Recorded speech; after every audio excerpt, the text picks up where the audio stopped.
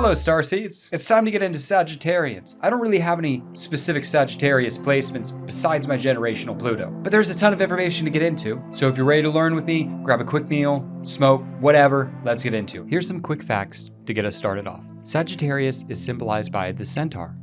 If you're born between November 22nd and December 21st, you are a Sagittarian. And in your soul, you are the archer, a hunter, a mentor, a centaur. Symbolized by the bow and arrow that you see right here, the symbolism was first associated with an archer in 1100 BC in Babylon. They had a centaur god named Nergal, so Sagittarians, there's your god. Nergal, enjoy. India also claimed Sagittarius under their constellation maps during this time. In Greece, Cleostratus is credited with discovering Aries and Sagittarius as the first known constellations in Greece, sometime between 520 and 420 BC. Nice. In China, Sagittarius was conjoined with Capricorn and Pisces to make the turtle, or Tian Yuan. Sometimes you're gonna see Sagittarius presented with the bow and arrow, the tool. Other times, it's gonna be the beast centaur. This symbolizes the mutable nature of the Sagittarius, capable of changing forms from beast to man. This is why they can go uninterested to interested so quickly. It's the two sides of them. The Greeks attributed Sagittarius mythologically to Kronos, the inventor of archery. He was said to be a deadly warrior and a great musician. This will be funnier when you see the Sag celebrities at the end of this. Element of fire, but in Old Soul. Any signs after Scorpio are Old Soul territory. This is because Scorpio deals with death. All of them after that deal with the things after death. Sag is prophecy. Cap is legacy. Aquarius is truth, and Pisces is the grand spiritual picture. But we will get to those eventually. There's actually historical significance between Scorpio and Sagittarius. Scorpio was originally ruled by Mars, but exiled into the outer realms of Pluto once Athena realized the monster scorpion was too powerful. A powerful centaur came through and pushed the scorpion back, as explained in the 18th century text I've been reading, called Star Names and Their Meanings. If you want to know more about that, go to my Scorpio breakdown. Sagittarius is a mutable sign, like Virgo, Gemini, and Pisces. This means Sagittarius is less direct than other fire signs. Sagittarius is mutable, and that means you're adaptable, flexible, resourceful, rather than being the one to initiate and stay consistent. The archer, they get what they want, but only by timing up the shot and relying on a bit of luck. Endless optimism is their power, but toxic positivity can be their downfall. A Sagittarius needs to trust in their gut and keep their emotions in front of themselves. These will be the battles going on in the center of the sun sign Sag. Do I do what's good for my development? Or do I do what feels good for the beast? Ruled by planet Jupiter, the second sun. Many solar systems contain binary star systems, but we are unique in the fact that Jupiter failed to launch. However, the energy of this gas giant controls our expansion and strongest desires. No wonder Sagittarians are so hyper, yet tired all the time. Their energy is draining and works in long cycles. For Sagittarius, the number 8 will come and play a ton in your life, as that's the cycle you are bound to. 8 represents strength and expansion. You are given the drive so that your soul can test what you decide to do with the infinite gas of Jupiter.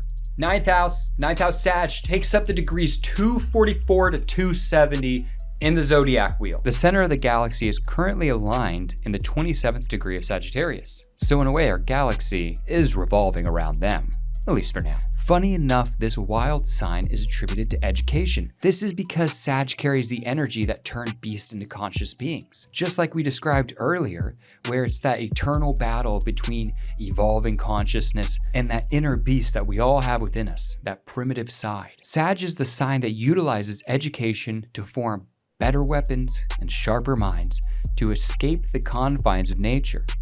Like a centaur evolving to better understand the beast in man, a Sagittarius will be tasked with containing emotions such as jealousy and rage. Others around Sagittarius will seem to get away with so much more, especially with their emotions, and a Sagittarius somehow must keep their cool. Very unfortunate, but them's the growth cycles. Bum, bum, bum, bum, bum. Going underground, the Sagittarius subreddit. So what defines a Sag? As I look through the Sagittarius subreddit, I notice they are often conflicted with their more playful side and that old soul that lies within. They lack organization and are entirely filled with an adventurous spirit. The love they bring to this world is explosive but fleeting. They tend to blow up and rely on luck or intuition to guide the way. Sagittarius are explorers, fighters, and artists. Like sharks, they need movement to keep that blood flowing. If you're a Sagittarius, don't let the world get to you. You're meant to learn a lot in this lifetime. You are truly transcending the beast from within into a conscious being. Most of your expansion will come from learning why we are becoming more civilized. And unfortunately, that means the beginning of your life may be filled with being uncivilized. They hate Libras? From my research, I have concluded that the confliction between Sagittarius and Libras has to do with balance. Sagittarius are actively seeking to change the order. Another obsession, another way of life. Libras are looking to stay within the system and perfect it, justify it. This also leads to them hating Virgos. Who knows? Virgo always knows. Sagittarius may see the holy order of the two signs and dip in for a taste, but they are not meant to stay, say the least. Virgo and Libra are very involved with the routine of life. This will be off-putting in the long term. However, we need to acknowledge that sun signs mean almost nothing when you are seeking love specifically. If you want to understand love more, get to know that Venus and Mars of the people. Venus will give you insight into their relationships and Mars their frustrations. I'll be making a video on this shortly with the interactions here, but give me a bit. Famous Sag times, let's go over the famous Sagittariuses. The number one music man, Beethoven, represents Sagittarius' resiliency. Dude was deaf, still banging music. I mean, and the lo-fi remixes, fucking bangers, dude. Ben Stiller, he best signifies the Sagittarius' goofiness, that inner child that's always looking to play, always looking to come out, even as a serious adult. Let's make dodgeball movies, bro.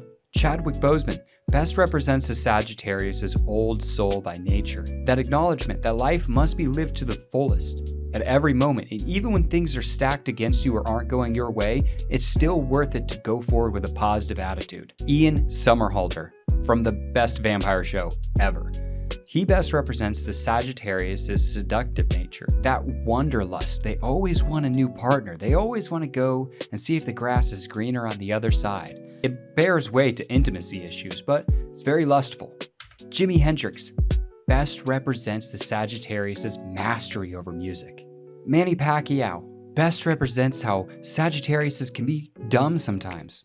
Mark Twain best represents the Sagittarius' higher education. Richard Pryor best represents how funny Sagittarius can be, and that when they truly put their mind to it, they can revolutionize storytelling. Stalin best represents that Sagittarius can be dictators sometimes.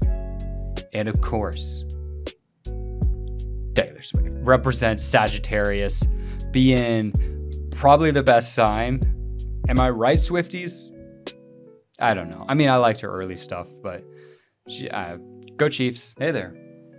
I hoped you liked that you liked my Sagittarius breakdown. I went through a lot of effort to try and make this digestible and fun, especially for people who are just getting into astrology. My name's Lane, and this is Connection Lane. Here's where I do interviews, research, and astrology. If you'd like to keep on this learning path, as am I, why don't you follow?